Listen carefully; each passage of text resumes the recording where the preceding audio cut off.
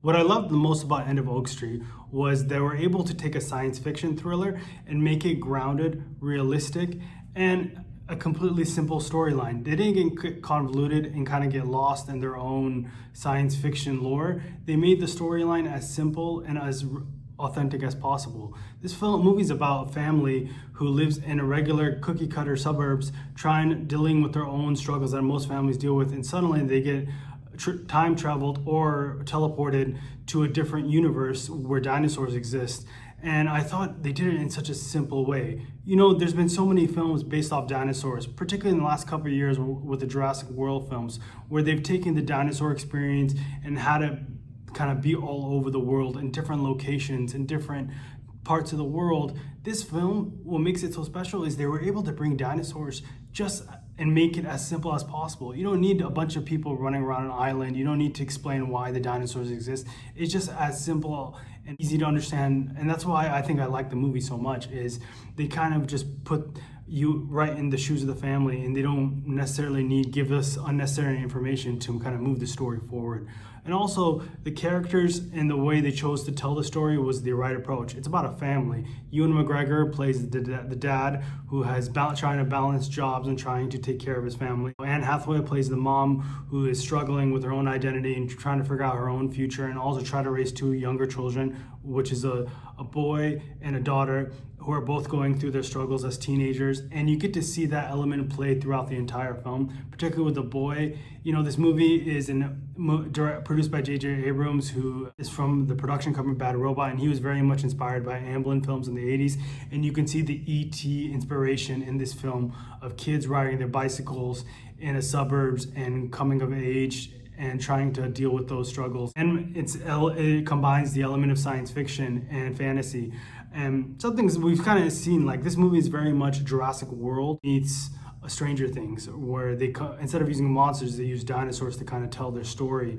And I thought they were able to combine the coming of age and the science fiction and the family dynamic all into one movie in under 2 hours. So I think that's what I really loved about this movie. And the runtime is also very important. 2 hour. This movie is short and it goes by quick. They have great set pieces, sort of from beginning to end. You get to see the dinosaurs up and close, and they don't overdo it as much. And it has a great run time throughout the beginning to end. Not too long, but not too short. And I think that's another aspect of this movie that I really enjoyed. And most of all, the movie wraps up in a very interesting way. And it doesn't necessarily tell us why the dinosaurs, why this specific neighborhood was chosen. It doesn't give us too big of a backstory. They kind of just make it as simple and authentic and sort of straight to the point as quick as possible. And I think my biggest criticism of this film would probably be the ending, where the ending doesn't necessarily make as much sense as I thought it was going to be. The way they how they kind of save when they travel back into the future, they kind of don't necessarily explain how Anne Hathaway's character was able to kind of save certain characters so quickly. I thought it was a little unrealistic. I think they were trying to get to the finish line as quick as possible rather than trying to do the more realistic approach. But the ending does keep you on the edge of your seat. They do show it in a good way. That's the only sort of minor detail I had with this film.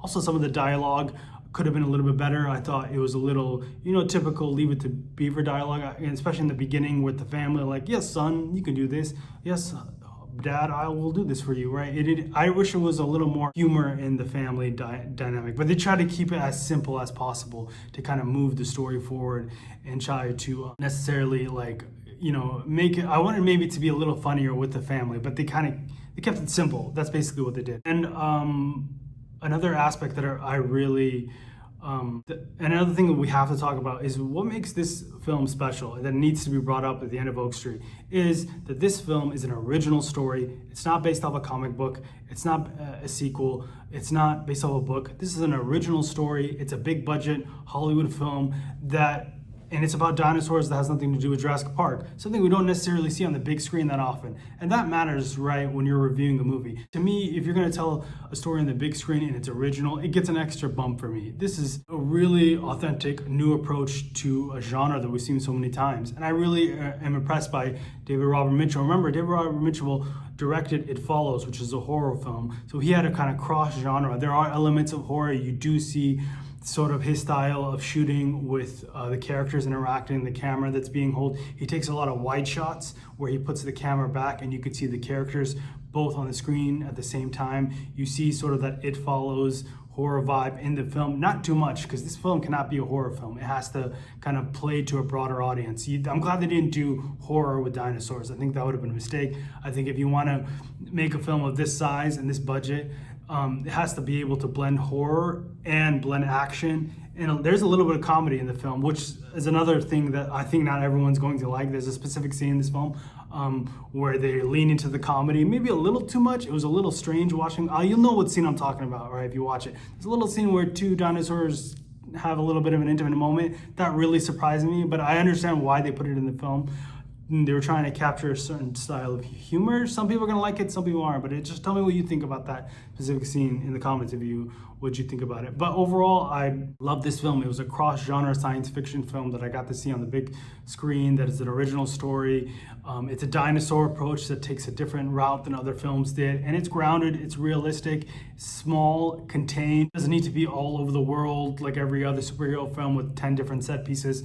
They chose to keep this film in one place and about a family trying to survive. And I really enjoyed it, and I love the cast. I love Ewan McGregor and Anne Hathaway. They were a believable family from sort of beginning to all the way to the very end.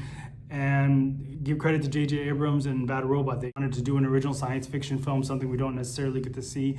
And I thought I had a great time with it. Great summer blockbuster film. What did you guys think? Did you guys like the end of Oak Street? Leave a like and comment down below.